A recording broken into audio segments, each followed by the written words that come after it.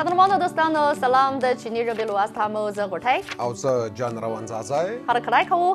زه به د پروګرام په پایل کې د چین په اړه لنډ معلومات در سره شریک کړم د چینایانو نومونه له دوو برخو څخه جوړوي د کورني نوم یې مخکې او ورپسې یې خپل نوم وي چینایان له افغانانو سره په دې برخه کې یو شان دي د کورني نومونه یې له پلرونو څخه ماشومانو ته انتقالیږي د زیاترو چینایانو د کورني نومونه له یوې کلمې څخه جوړ وي خو د ځینو یې بیا له دوو کلمو څخه جوړ وي د بایجia姓یعنې د سلو کورنیو د نومونو په نوم کتاب کې په چین کې 408 ډېر استعمال کیدونکي کورني نومونه شامل دي چې له مخې یې جان وان او لی په دغه لیست کې مخکښ ځایونه لري چینایان د نومونو ټاکلو ته په درنه سترګه ګوري او زیاتره نومونه یې د والدینو د نیکو هیلو څرګندوی کوي په چین کې د نومونو ټاکنه د پوهنې ښکارندوی هم کوي که تاسو چین ته راځئ او غواړئ په چیني ژبې زده کړئ نو د یو ښکلی چیني نوم د ټاکلو لپاره له خپلو ښوونکو او دوستانو څخه مرسته وغوښتلی شي ورته جان ډېره مننه چې په زړه پورې معلومات مو راسره شریک کړل نوم ټول عمر انسان سره ملګری وي نو د هر کس لپاره باید ښه نوم انتخاب شي ځکه دا ډېر ارزښت لري نو اوس په چیني ژبې لوست پیل کړو سمه ده هو سمه ده البته په ننني لوست کې به د انسان د عمر د مختلفو پړاوونو پر نومونو خبرې وکړو سمه ده په چیني ژبه کې عمر ته نیانلینګ وایي خو سمه ده په چیني ژبه کې婴儿هغه بچي ته وایي چې تازه زیږېدلی وي د ماشومانو د عمرونو له معیار سره سم婴儿هغه بچي یا ماشوم ته وایي چې عمر یې له یوې ورځې نه تر یو کال پورې وي هغه ماشوم یا بچي ته یوار وایي چې عمر یې له یو کال نه تر 3 کلونو پورې وي ښه د چین د احصایې د ملي ادارې له معیار سره سم په چیني ژبه کې هغه ماشوم ته آرتونګ ویل کېږي چې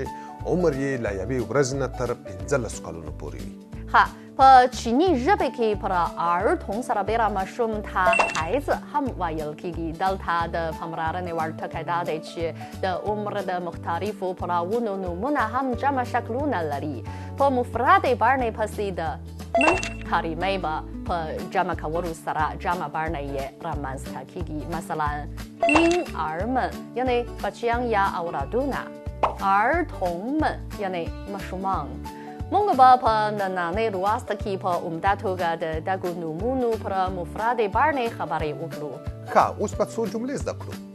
چرګه این آر هنکای یعنې دغه بچی ډېر ښکلی دی سمه ده孩子们快乐的成长معنا یې دا ده چې ماشومان په خوشحالۍ سره لویږي祝你们儿童节快乐یعنې د ماشومانو ورځ مو مبارک شه دلته د یادونې وړ ټکی دا دی چې په چیني ژبه کې孩子د جنس لپاره مختلفو نومونه هم لري هلک ته男孩子او نجلۍ ته女孩子ویل کېږي د بېلګې په توګه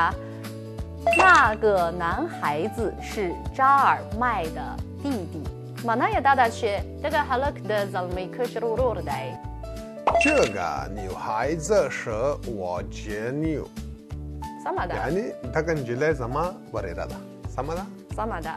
د مختلفو نړیوالو سازمانونو او بېلابېلو هیوادونو لخوا د چینیان یعنې ځوانانو د ټاکنې په باب مختلفو معیارونه ټاکل شوي دي د ملګرو ملتونو له معیار سره سم هغو کسانو ته چې عمرونه یې له 15 کلونو نه تر 24 کلونو پورې وي青年ویل کېږي په چیني ژبه کې د روغتیا نړیوال سازمان له معیار سره سم هغو کسانو ته چې عمرونه یې له 15 کلونو نه تر 24 کلونو پورې وي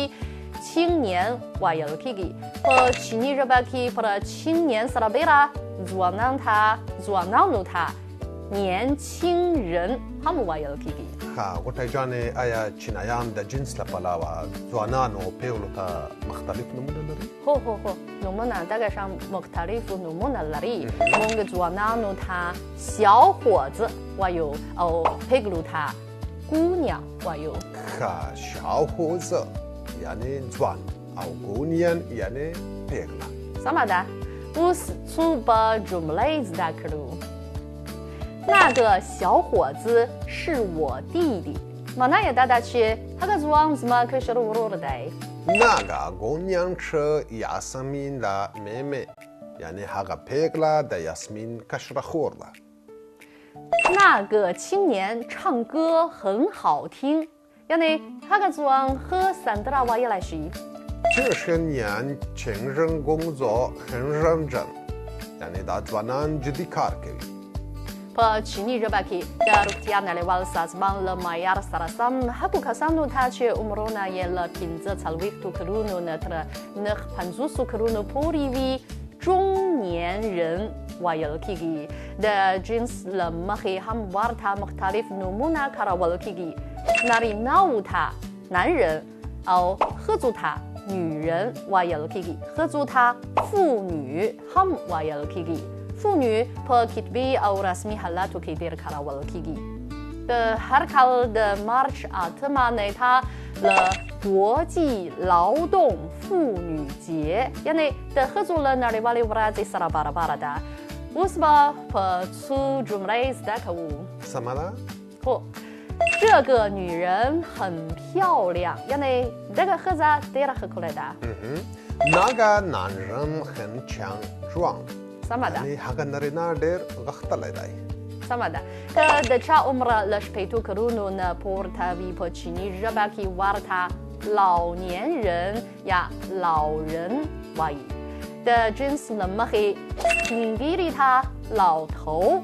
او سپین سرې ته 老太太 ویل کېږي په کتبي او رسمي حالاتو کې سپین ږیري ته 老先生 او سپین سرې ته 老妇人 ویل کېږي دغه راز ځوانان په درناوي سره سپین ږیري ته 老爷爷 او سپین سرې ته 老奶奶 هم وایي د مثال په توګه 老头们在院子里聊天 معنا یې دا ده چې سپین ږیري په انګړ کې یو له بل سره ګپ شپ لګوي那位老太太是图里亚来的奶奶یعنی هغه سپین سرې د توریالي انا ده سمه ده这位老人是我的老师 یعنی دغه سپین ږیری زما استاد دی那位老爷爷身体很健康یعنی هغه سپین ږیری ښه روغتیا لري ښه تلفظ لري نننۍ ورځ ته په همدې ځای پای ته ورسېد هیله ده چې تاسو تر درس وروسته زیات تمرینونه وکړئ ډېره مننه چې راسره وئ د خدای په امان 再见再见